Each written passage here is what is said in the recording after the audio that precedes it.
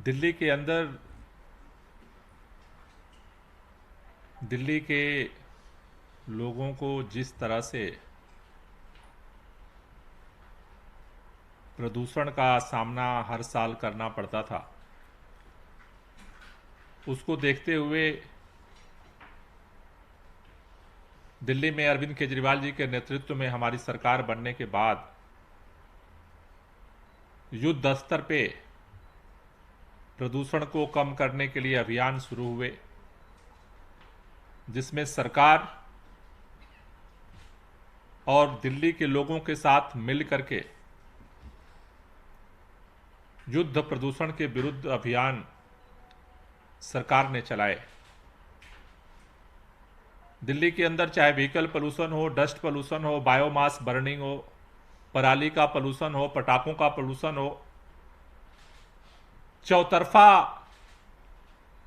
प्रदूषण के हर सोर्स पर सरकार ने हमले किए और उसका परिणाम है कि दिल्ली के अंदर लगातार प्रदूषण का स्तर कम हो रहा है। दिल्ली में प्रदूषण का स्तर मापने का जो तरीका है वो PM10 और PM2.5 है। हमारी सरकार बनने के बाद से लगातार PM10 में गिरावट दर्ज की जा रही है और वो गिरावट लगभग 42% की है पिछले 8-9 साल के दौरान।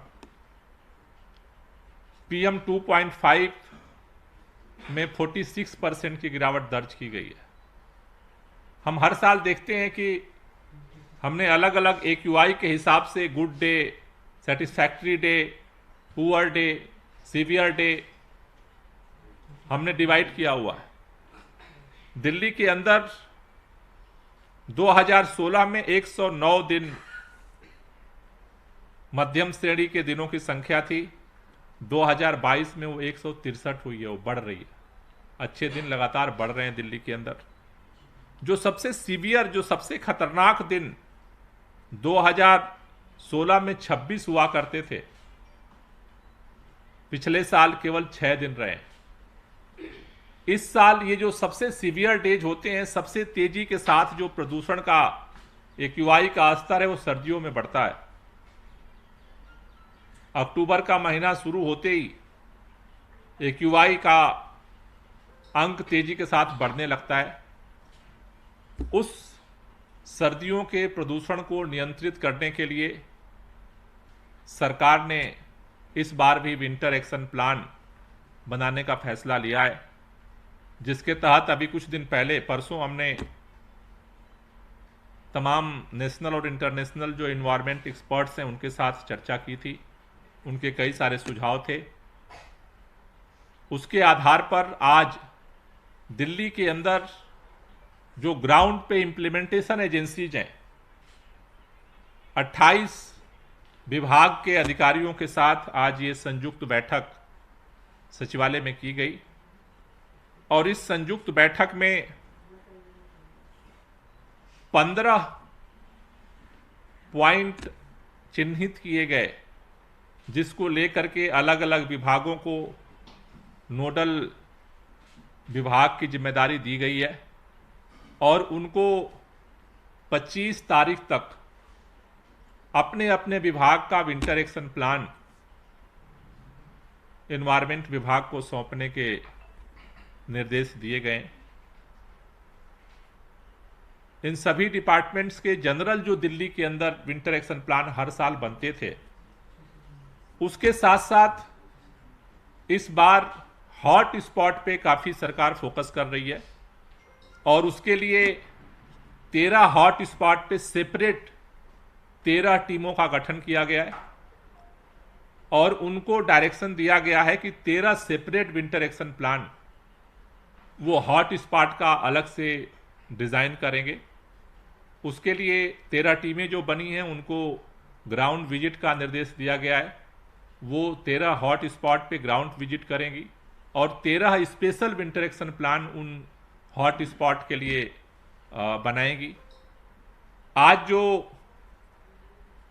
15 पॉइंट जो चिन्हित किए गए जिसको लेकर के विंटर एक्शन प्लान पे काम किया जाएगा, उसमें जो पहला है वो है हॉट स्पॉट मैनेजमेंट, दूसरा है पराली, तीसरा है धूल प्रदूषण, चौथा है वाहन से होने वाले प्रदूषण, पांचवा जो फोकस पॉइंट है ओपन कूड़ा बर्निंग का, छठा है औद्योगिक प्रदूषण, सातवां है ग्रीन वार रूम और ग्रीन ऐप, आठवां रियल टाइम अप्रोचमेंट स्टडी, नवां पटाखों पे प्रतिबंध, 10वां है जो वृक्षारोपण हरित क्षेत्र को बढ़ाने का, 11वां है अर्बन फार्मिंग, 12 है इको वेस्ट पार्क, 13वां है जन जागरूकता अभियान जन भागीदारी, 14 है केंद्र सरकार और पड़ोसी राज्यों से संवाद, और 15वां पॉइंट है जो ग्रैप है उसको क्रियान्वयन करना। ये जो 15 पॉइंट फोकस पॉइंट जो आज सभी विभागों के साथ डिस्कस करके चिन्हित किया गया है, इसमें अलग अलग विभागों को जिम्मेदारी दी गई है जो इस पर अपने विंटर एक्शन प्लान को डिज़ाइन करेंगे। जैसे हॉट स्पॉट जो पहला पॉइंट है उसमें इसके लिए MCD, DPCC, Delhi traffic police, DDA, DSIDC इनको नोडल पॉइंट बनाया गया है। ये winter action plan hot spot के लिए तैयार करेंगे। दूसरा जो पॉइंट है पराली जलाने का, इसके लिए राजस्व विभाग और डेवलपमेंट एग्रीकल्चर डिपार्टमेंट को जो है नोडल पॉइंट बनाया गया है, उनको जिम्मेदारी दी गई है। तीसरा है डस्ट पोल्यूशन धूल प्रदूषण, इसके लिए PWD, MCD, Delhi containment board, NDMC, DDA, CPWD, irrigation and flood department, DSIDC, Delhi Jal board, Delhi metro और राजस्व विभाग को रिस्पॉन्सिबिलिटी दी गई है। चौथा वाहन से होने वाले प्रदूषण के लिए जिम्मेदारी दिल्ली ट्रैफिक पुलिस, ट्रांसपोर्ट विभाग, DM, MTS, DTC, Delhi metro को ये जिम्मेदारी जो है वो दी गई है।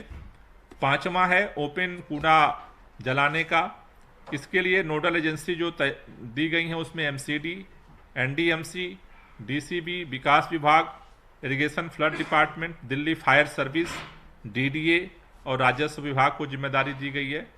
छठा है औद्योगिक प्रदूषण के लिए, औद्योगिक प्रदूषण के लिए एमसीडी, राजस्व विभाग, डीएसआईडीसी और डीपीसीसी को जो है वो जिम्मेदारी दी गई है। सातवां जो ग्रीन वार रूम और ग्रीन ऐप है, इसके लिए डीपीसीसी को नोडल पॉइंट बनाया गया है।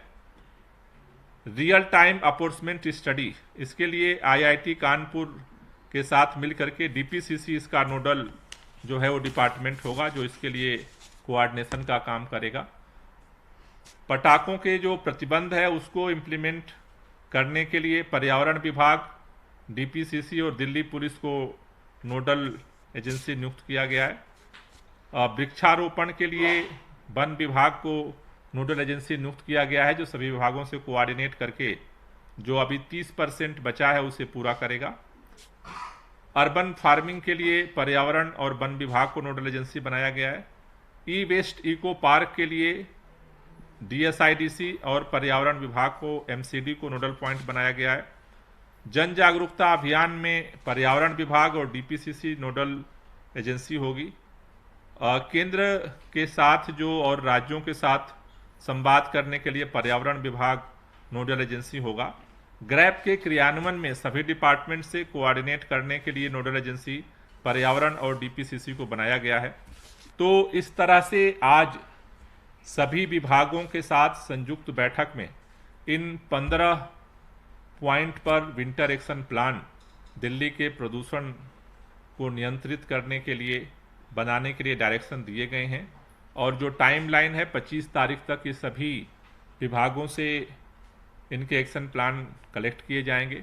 उसके बाद पर्यावरण विभाग, एनवायरनमेंट डिपार्टमेंट इसको कंपाइल करेगा। कंपाइल करने के बाद 1 अक्टूबर को मुख्यमंत्री जी इसे लॉन्च करेंगे और उसके अनुरूप फिर दिल्ली के अंदर इस पूरे अभियान को जो है हम लोग तेज करेंगे। Thank you. कोई क्वेश्चन हो तो ले लीजिए। पॉजिटिव बड़ा हुआ करता था जो अब तक हमने विंटर एक्शन प्लान में देखा था, रेड लाइट ऑन गाड़ी ऑफ, उसका कहीं जिक्र नहीं है क्या मतलब? ये जो अवेयरनेस कैंपेन है उसमें वो लोग सारा इन्वायरमेंट और इन्वायरमेंट विभाग जो है वो अपना एक्शन प्लान बनाएगा कि क्या क्या अवेयरनेस कैंपेन होगा। इसमें अभी हमने डिटेल चार्ट नहीं, अभी हमने क्या अवेयरनेस कैंपेन का पूरा अब रिस्पॉन्सिबिलिटी उनको नोडल अधिकारी बना दिया, तो अब वो जो है इसके लिए वो तैयार करके वो सबमिट करेंगे। सर हर बार ये जिक्र होता है कि आर्टिफिशियल रेन के लिए आर्टिफिशियल क्लाउड सीडिंग की जाए, उससे बारिश हो, प्रदूषण से मुक्ति मिले। क्या इस दिशा में सरकार कुछ आगे बढ़ पाई है? ऐसी संभावना है कि दिल्ली के लिए वो कंड्यूसिव है, ऐसा हो सकता है? देखिए अभी चूंकि जो एक्सपर्ट्स मीटिंग मैंने 12 तारीख को की थी उसमें आईआईटी कानपुर के एक्सपर्ट्स आए थे, उन्होंने एक प्रेजेंटेशन दिया। उस प्रेजेंटेशन में जो है कि उन लोगों ने जहाँ पे बारिश नहीं होती है नेचुरल वर्षा के समय में, वहाँ पे उन्होंने एक्सपेरिमेंट किया है। तो हमने उनसे ये रिक्वेस्ट की है कि दिल्ली में विंटर के समय में, क्योंकि वायुमंडल में मॉइस्चर कितना है वो उसके लिए इम्पोर्टेंट है, तो दिल्ली के लिए हमने उनसे रिक्वेस्ट की है कि अगर कोई वो दिल्ली स्पेसिफिक अगर एक प्रेजेंटेशन वो तैयार करें तो फिर मुख्यमंत्री जी के साथ हम उस पर डिस्कस करेंगे उस प्रेजेंटेशन के साथ, और अगर क्या क्या उसमें संभावनाएं बनती हैं फिर उसको एक्सप्लोर करेंगे।